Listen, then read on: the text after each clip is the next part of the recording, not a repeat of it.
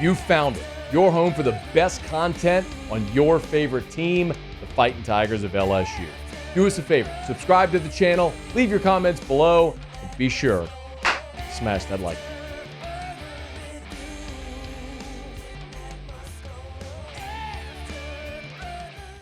LSU had the day off on Wednesday. They're back on the practice field on Thursday, and when they are, a couple of new coaches will be out there, or at least in new positions since fall camp started, which is something we've talked about, but we heard Brian Kelly speak about it now for the first time. Just to refresh the story, defensive line coach Jimmy Lindsey, who himself was a late add to the staff. As you recall, Jamar Cain was LSU's defensive line coach. Right smack dab in the middle of spring ball, he got hired by the Denver Broncos. Gerald Chapman was sort of the interim defensive line coach for the remainder of spring, and then they hired Jimmy Lindsey. And on the eve of training camp, Jimmy Lindsey was taken from LSU's Football Operations Center in an ambulance, and it was announced that he was dealing with a medical condition and that John Jancek would move from the jack linebacker spot inside to coach the defensive line, and Bob Diaco, who was an analyst, would move on to the field to coach the jack linebackers. I asked Brian Kelly when we had a chance to speak with him on Tuesday first for an update on Jimmy Lindsey, and here's what Brian Kelly said again on Tuesday. We've gotten great reports. Jimmy, I believe, is going to be released from the hospital either today or it's really soon. There's a long road of recovery ahead for him. And then there's other things that he's going to have to handle that are, personal and private for the family that they're going to have to deal with. But very encouraging, just the fact that I'm able to talk about it in terms of, leaving the hospital. Really, really happy for Jimmy, and certainly Lauren, his wife, who's been there by his side every day. There was no disclosure as to what was the ailment, what medical condition Jimmy Lindsey has or is battling right now.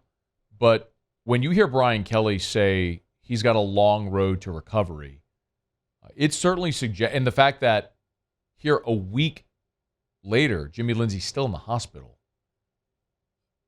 I don't care who you are or what it is. If you're in the hospital for a week under 24-hour-a-day medical supervision and observation, that is sincere. So of the utmost importance, beyond far greater than football and everything, is continued thoughts and prayers and all the good vibes and everything with Jimmy Lindsey and his family as he continues recovery from whatever it is that he's battling right now.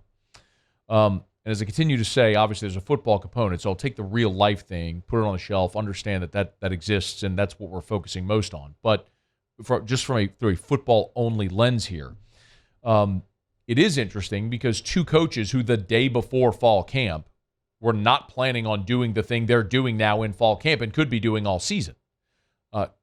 John Jancek moved from jack linebackers to coaching defensive line, and Bob Diaco moved from an off-field analyst role to on-the-field coaching jack linebackers and special teams. Remember, Diaco was brought in to be a special teams analyst, and now he's on the field coaching special teams along with John Jancek. And I asked Brian Kelly about each of those guys, not only stepping into that role in such short notice, but also what they bring. Let's start with John Jancek. I recruited John. John played for me. He was a coordinator for me, winning a national championship, coaching the defensive line, coached with me at Central Michigan, Cincinnati. He's coordinated in the SEC. So you have an experienced coach who knows how to build relationships with players. I don't think we miss a beat there at all. Excited about his ability to teach the techniques, and he works really well with Matt too. So, you have not only somebody that has the experience, but, we saw what he did with, really working as an analyst, but working with Harold Perkins last year, I think you would say he did a pretty good job. So I feel really good about that. John Jancek has been a defensive coordinator at Wayne State back in the early 90s, Hillsdale, Grand Valley State. He coached defensive line at Central Michigan with Brian Kelly in the early 2000s. He was a linebacker coach at Georgia, then became co-DC. He was the defensive coordinator at Cincinnati, defensive coordinator at Tennessee. He coached safeties at South Florida, was a consultant at Kentucky with Matt House, the DC at Colorado State, quality control with Georgia when they won their national championship, the first one, before coming to LSU a year ago. my point is, and I've said this often about John Jancek, I have no worries whatsoever about John Jancek coaching anything on the defensive side of the ball. He has been coaching defense. He played defensive line at Grand Valley State under Brian Kelly. So when Brian Kelly said he recruited John Jancek, he recruited him to be a defensive lineman for him at Grand Valley back in the late 80s. 86 to 90 is when John Jancek played for Brian Kelly at Grand Valley. So the point is, you have a guy that played defensive line, has coached defensive line, and has been a defensive coordinator everywhere. The only moderate concern that I would say, it's not about John Jancek. It's more about the players, especially look at a guy like Mason Smith. When Mason Smith came to LSU, recruited by Ed Ogeron with Andre Carter as his defensive coordinator, or actually as his defensive line coach, went from Andre Carter to Jamar Cain to Gerald Chapman to Jimmy Lindsey to now John Jancek. Mason Smith hasn't even taken a snap of his third football season. This is his fifth defensive line coach. It's 5 different voices with 5 different styles, 5 different techniques, 5 different forms of terminology. You can try to make it as easy as you want, but that's still 5 different defensive line coaches. And he hasn't even taken a snap in year 3. So that would be my one slight hesitation. Like, how does that gap sort of bridge? And then there's Bob Diaco, who similarly we've talked about Diaco and his path. But here was Brian Kelly on Bob Diaco moving onto the field.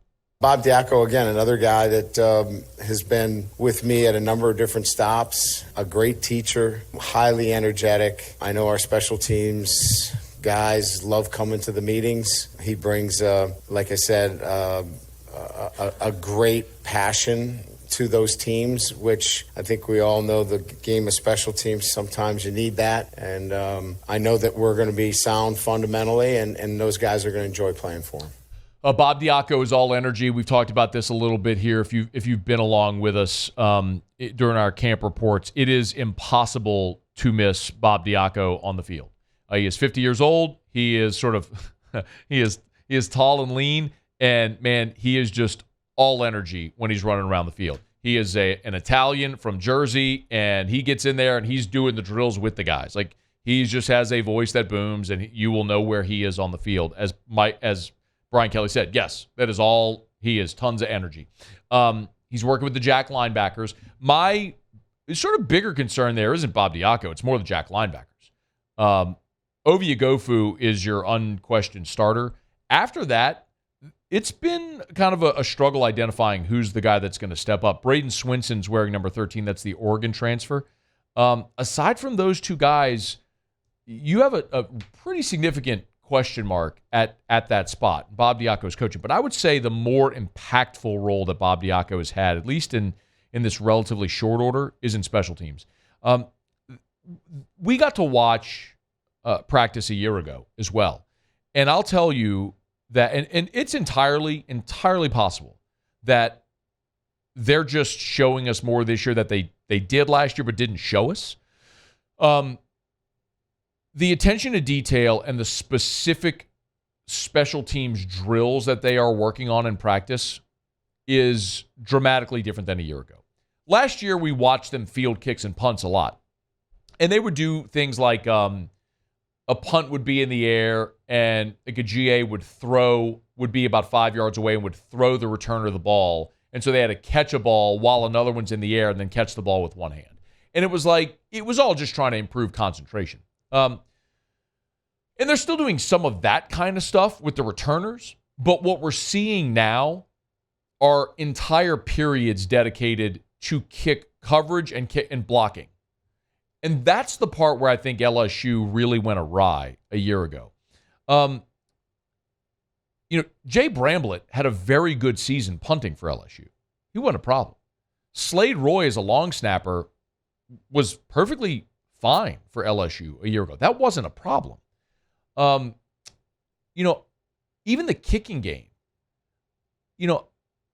I don't think, that was a problem for LSU a year ago. The problem was you're lining up for the potential tying PAT against Florida State. You don't block down. Someone comes, or so you allow someone to come inside of you, and you get the PAT blocked. Well, that's not on the kicker.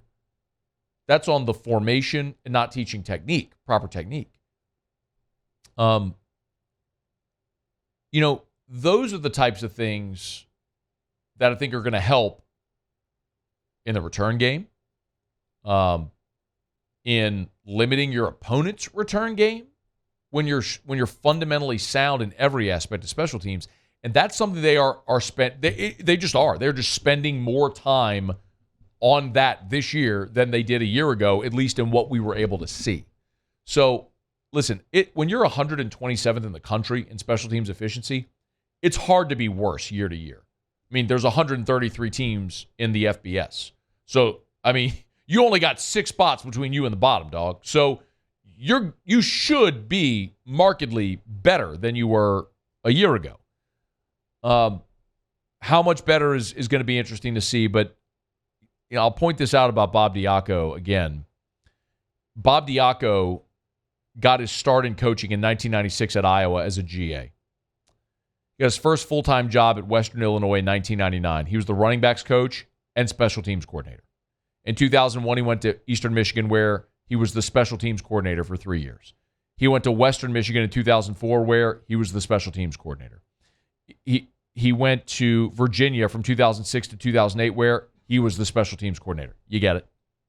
This is a dude that throughout his life has coordinated special teams along with the jobs he's done on the defensive side of the ball. He's been a DC as well. He was Brian Kelly's DC at Cincinnati and at Notre Dame before he became the UConn head coach. He's been a DC at Nebraska, Louisiana Tech, Purdue. He's been a lot of places as a defensive coordinator. But his roots in coaching are also in special teams. And that's going to make LSU markedly better. Hey, thanks so much for watching. Please leave your comments. I love to interact. And be sure to hit the red subscribe button below.